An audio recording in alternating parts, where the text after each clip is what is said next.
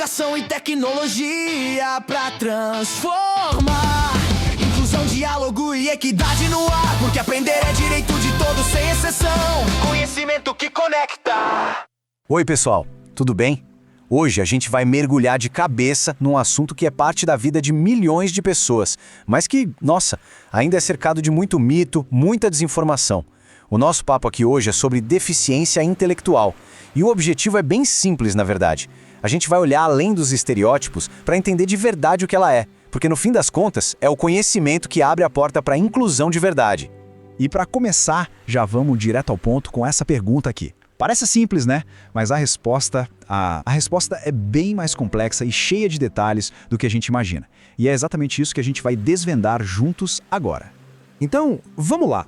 Para a gente conseguir entender qualquer assunto mais a fundo, o primeiro passo é sempre ter uma definição clara, certo? E no caso da deficiência intelectual, ou DI, a maneira como a gente entende e define isso mudou. E mudou muito com o tempo. Essa aqui é a definição mais moderna, a definição oficial. O mais importante de notar aqui são as duas partes. Não se trata só do funcionamento intelectual, que é aquilo que a maioria pensa, tipo o QI. Trata-se também, e com a mesma importância, do tal do comportamento adaptativo. Sabe o que é isso? São as habilidades que a gente usa no dia a dia. Coisas práticas, sociais, a vida real mesmo. Tá, mas como é que se chega a um diagnóstico? Bom, ele se baseia nesses 3 pilares aqui. O primeiro é o funcionamento intelectual, que sim, geralmente é medido por testes de QI. O segundo, como a gente acabou de ver, são as limitações nessas habilidades práticas do cotidiano. E o terceiro critério é o tempo. Tudo isso precisa aparecer antes dos 18 anos. É a combinação desses 3 pontos que leva ao diagnóstico. Um não funciona sem o outro. Agora, um ponto que é fundamental, sério, é muito importante entender que deficiência intelectual não é uma doença, não é algo que se pega, não tem cura, é uma condição. É um jeito diferente que o cérebro tem de se desenvolver e funcionar. Entender essa diferença já muda completamente a nossa perspectiva.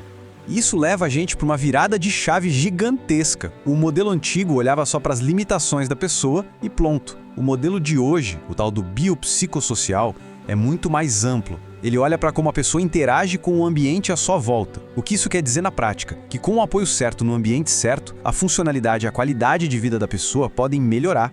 E muito. O foco sai do problema e vai para a solução. Certo. Agora que a gente já entendeu melhor o que é a DI, a pergunta que vem na cabeça é: mas o que causa? E a gente vai ver que a resposta não é uma coisa só. É mais como uma teia complexa de fatores. Olha só que interessante este gráfico. Ele mostra que em mais da metade dos casos, em cerca de 60%, a causa exata nunca é encontrada. E isso não é por falta de pesquisa não, é porque na maioria das vezes não existe uma causa única. É o resultado de uma combinação, daquela teia de fatores que eu comentei. Essa teia pode começar a ser tecida antes mesmo do nascimento.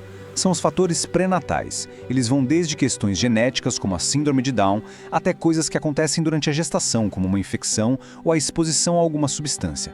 Depois, tem um período ali em volta do nascimento, o que a gente chama de perinatal. Complicações no parto, como a falta de oxigênio, ou um bebê que nasce muito antes da hora, também podem ser fatores de risco que impactam o desenvolvimento do cérebro. E essa teia continua se formando depois que a criança nasce. Coisas como um acidente que causa um traumatismo na cabeça, uma infecção séria como a meningite ou até exposição a toxinas no ambiente. Tudo isso pode entrar na conta. Por isso é tão complexo. Raramente um fator sozinho conta a história toda. Beleza, já entendemos o que é e as possíveis causas.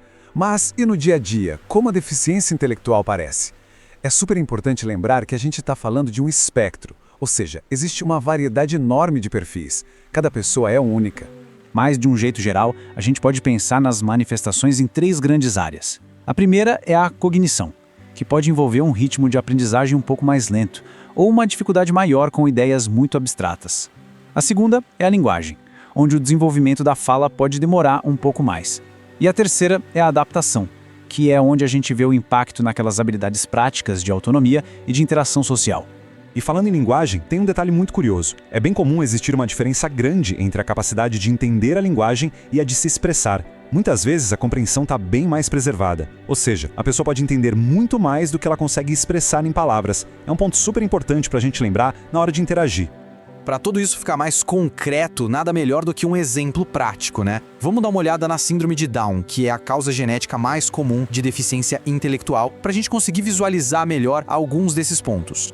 A síndrome de Down acontece em mais ou menos 1 a cada 700 nascimentos. É uma condição relativamente conhecida, mas que também carrega muitos estereótipos. A causa é genética, a presença de um cromossomo 21 a mais. E qual o perfil de desenvolvimento de uma pessoa com síndrome de Down? Bom, frequentemente inclui a chamada hipotonia, que é um tônus muscular mais baixo, mais molinho. Na parte cognitiva, é comum terem uma habilidade muito boa com informações visuais. E, de novo, aquela característica que a gente falou, uma dificuldade maior na linguagem falada do que na compreensão. E, claro, existem algumas questões de saúde que são mais comuns e precisam de um acompanhamento cuidadoso. Certo? A gente chegou na parte final e talvez na mais importante de todas. O que a gente faz com todo esse conhecimento, como é que o diagnóstico é feito e qual o caminho para o apoio para a inclusão de verdade? Primeiro, o diagnóstico. Ele não se resume a um teste de QI e pronto. É um processo bem completo que envolve esses 4 passos. Começa com toda a história de vida de desenvolvimento da pessoa, depois vem as avaliações formais do intelecto e do comportamento adaptativo, e, sempre que possível, uma investigação médica para tentar achar causa. O objetivo é montar um quebra-cabeça completo, e isso é feito por uma equipe de vários profissionais diferentes. A partir desse diagnóstico, entra em cena o apoio. E no Brasil, uma das principais ferramentas para isso é o atendimento educacional especializado, o famoso AEE. O ponto-chave aqui, e que todo mundo precisa entender, é que o AE não substitui a sala de aula comum. Ele complementa. Ele oferece os recursos, as estratégias, para que o estudante consiga participar de verdade da sala de aula junto com todos os outros colegas.